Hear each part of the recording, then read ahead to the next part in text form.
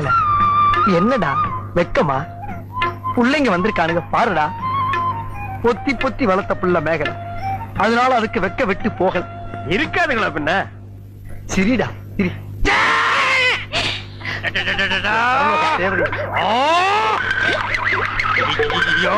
என்ன ஆச்சு?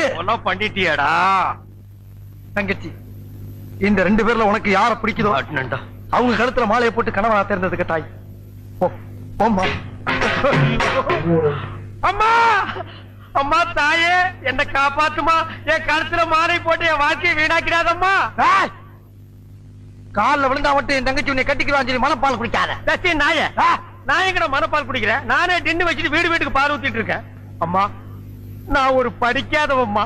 பால்ல தண்ணி ஊத்துன பாவி, வாங்கின கடனை திருப்பி கொடுக்க முடியாத சண்டாட, உடம்பு பூரா சொறி சரக்கு, வியாதியோ வியாதி.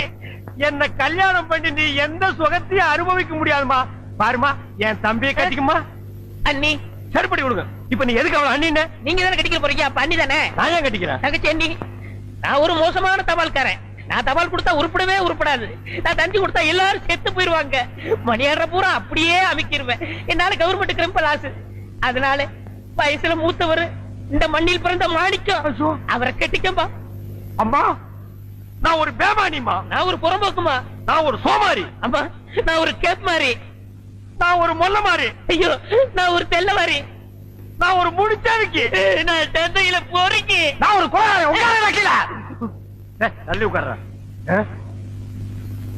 தங்கச்சி, உண்மையை சொல்றவங்க தெய்வத்துக்கு சமம் சொல்லுவாங்க. இவங்க 2 பேரும் மாறி மாறி உண்மையை சொல்றாங்க. இந்த 2 தெய்வத்துல ஏதாச்சும் ஒரு தெய்வத்துக்கு மாலையை போட்டு நீயே தேர்ந்ததுக்கு தாய். போமா, தைரியமா போ.